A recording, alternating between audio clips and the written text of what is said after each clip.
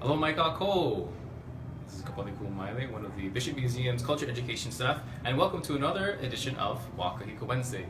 Today, we'll be taking a look at some of the tools that are involved in the creation of one of our island's most traditional and still most modern contemporary foodstuff, poi. But we're not going to be talking so much about the poi itself, although there's lots to talk about when it comes to poi.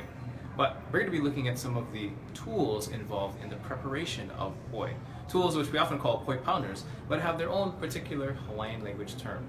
So if there's some words that we could learn today, let's start with this word, pohaku. In Hawaiian, pohaku refers to a stone, and it could be many different types of stones, but it forms the first part of our word for a poi pounder. The next word is ku'i. Ku'i means to pound. Easy to follow in this progression. When we ku'i, we're pounding many different things. But in this case, we are pounding food. We are creating that, which leads us to our last word, ai. In Hawaiian, the word ai refers to eating. It also refers to food, but often it refers to vegetable foods, particularly when combined with the idea of ai and i'a. In Hawaiian, the word ai meaning vegetable foods, i'a being meat, fish, proteins, those kind of things. But the whole word together for a poi pounder is pohaku ku'i ai, a stone that can ku'i your ai. And we have many examples of those very special tools here at the Bishop Museum, but we'll take a look at some of them right on display here in our food prep case. Now, those of you who have been to Hawaii or have lived in Hawaii for a long period of time may see a familiar shape here. And many of our pohaku ku'i ai do look like this. This style is sometimes referred to as a knob style, which speaks to the top portion. Sometimes described as a poheoheo in terms of what we would call it in Hawaiian, that top area of the knob. But these poi pounders are almost like icons of Hawaii, because for us here, these can be used to create poi, which generally comes from the kalo plant, the taro. We can use these to pound breadfruit, the ulu. We can pound uala, sweet potato. Many kinds of foods can be prepared with these particularly. But the most common for us here in Hawaii is kalo, which then becomes poi, or in the case that you don't add too much water, you get pa'iai, and both of those are delicious if you haven't tried them. If you have the chance, do try them. But particularly, what I wanted to point out was the variation in sizes. Many of these pohaku ku'i ai are large, and you can imagine that because they're made out of a dense vesicular or very close-grained basalt, they're going to be very heavy. And these are the kinds of pohaku ku'i ai that might be used with somebody who has great strength. Not necessarily just men, but women as well. And the needs of the families and communities would depend on where you were.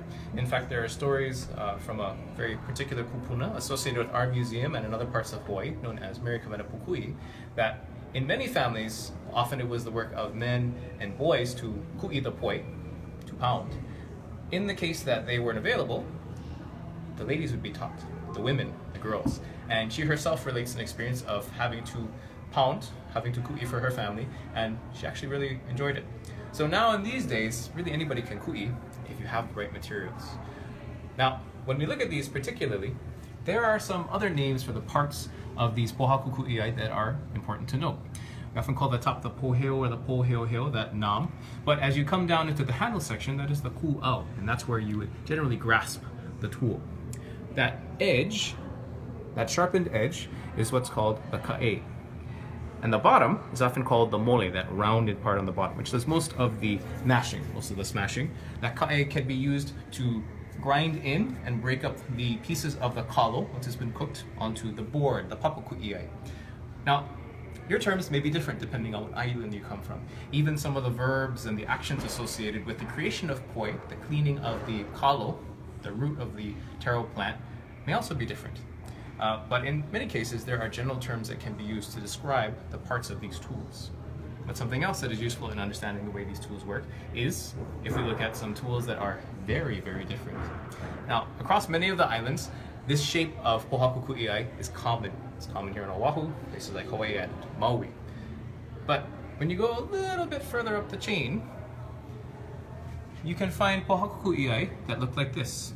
And sometimes these pohaku ku'i ai are also called pohaku ku'i ai puka. Now, those of us who are familiar with Hawaiian language might also know that puka is a word referring to a hole. And that's what we see here in specifically these two examples, where a hole has been ground out of the inside of that stone. Now, this might look like a kettlebell to some of us, but this design is actually specific, particularly to the island of Kauai, in the way that they make their poi.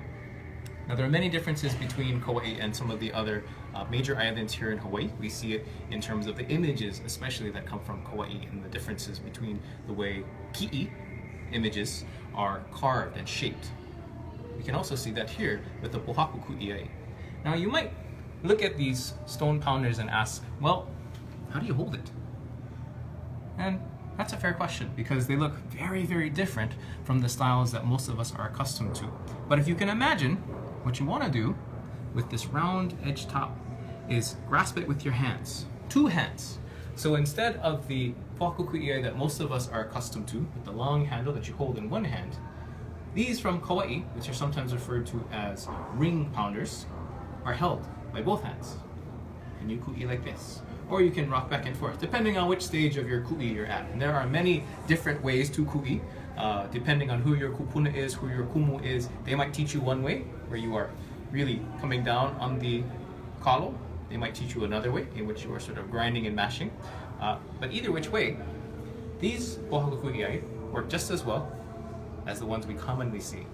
But another variation on that is this one, all the way up in the far corner. Now, this is also a design that is said to be specifically from the island of Kauai. As you notice, this is very similar to the puka pounders, the ones that have the hole ground into them. Often, this design is called a stirrup, and it's reminiscent of the way that a stirrup that you would use to get on top of a horse would look like, except it's held in the same way as the puka. You would put your thumbs inside that hollowed out end, hold the other side with your hands, and ku'i. Now, the differences aside, these are all tools that are meant to sustain life, because what do they make for us? They make food. And for us in Hawaii, kalo is one of the most prominent foodstuffs that our kupuna had, and to this day, people continue to eat. Now, whether your poi comes from a bag, or whether your poi comes freshly pounded from someone's farm, if you're eating poi, that's maikai, because it's one of the healthiest foodstuffs you can find. But before we can even get to the pounding, there is also the preparation of the raw material itself. And we have some tools that can help us understand how we do that here in Hawaii. Over here, there are a variety of objects that are not made out of stone. So these are not pohaku ku'iai, but these are objects that are going to be very useful in helping to prepare the parts of the kalo that we're going to eat. Particularly, I'd like to point you folks out to these elongated, spatulate, sort of spoon-like or knife-like pieces of humulao, of wood. Now, these are often what are called palau or palau kohi. And what these help us to do, those of us who are familiar with the kalo plant, is to actually separate the corm, the root, from the leaf tops, the huli. Now, those of us who know how to propagate kalo know that when we remove the root, the rest of the plant doesn't get thrown away. We take that top with the leaves and the stem, and we put it right back into the ground, right back into the lo'i. That could be wet, which is to say a wet taro patch. It could be in a dry ground area, and it grows another root. It grows another corm. But instead of having metal blades or tools that are made from other materials, they use these wooden blades, and they're very sharp, usually made out of hardwoods, and that edge is sharp enough, although made out of wood, not necessarily a material we often consider to be sharp to do that kind of cutting. They cut right through, and they separate the huli from the root, that corm. And that's one way that we can propagate, but also begin preparing, because once we have the root, that's what we get our poi from. But 2 other very special tools that we can see here are not made out of wood or rock. They are made from shell. And these are 2 examples of shells that come from our islands. Particularly, the largest of them is an Opihi shell. Some of us might know that's a Solana species. It's this large white object to the right.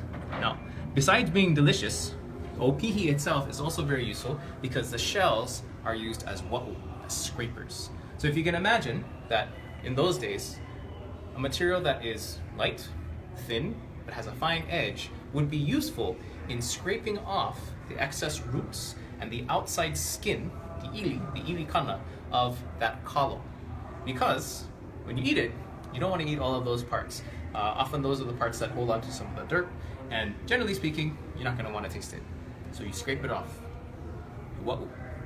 Now the Opihi shell is really naturally fitted to that purpose because it's easy to hold. Back in those days they grew really big. We still have some that get quite a large size, but generally speaking they fit well in the hand, and they have a nice edge that stays sharp and it stays hard. So you can scrape a lot of that ilikana off using just the Opihi shell. But something else that's really neat to notice is that the other kind of shell that has been used is not an Opihi at all, but what we would call leho. That is a piece of kauri shell. And you can notice, those of you who are familiar with shells in Hawaii and other parts of the Pacific, the very particular pattern. Now sometimes that particular species of shell is called a leho kupa, or a native shell, or a native kauri. And often at the beach, you'll find large pieces of these kauri shells washed up and broken because of the work of the tide. Now, what we can see here is that this one has been used to create a smaller scraping surface, where you can hold it in the hand many different ways and scrape the outside, again, scrape off the ilikana of that kalo. And that's really important to consider because even though this is something that many people might think of as being a broken off piece of a shell, it's still incredibly useful in the preparation of a basic food stuff. And really, trying to scrape with your fingers or something else, it's going to take a long time. So developing these tools, even from fairly simple and straightforward materials and resources that are available, is important to how we think our kupuna would work on these things. And there are some families where we continue to use these exact types of tools to prepare our kalo to turn into poi. But again, if we take a look at the range of these pohaku ku'iai, both the knob varieties, which we often see around the islands, and the varieties that are often related specifically to Kauai, we know that our ancestors could do a lot of work with some very straightforward, very useful tools. And that's also the idea of teaching how to ku'i. There are some parables that could relate to the idea, but you can make someone poi and feed them for the day. But if you show them how to ku'i and show them the tools of that work, they can feed themselves for life. And hopefully, the knowledge that we can gain at a place like the Bishop Museum also sustains us for our lives as well.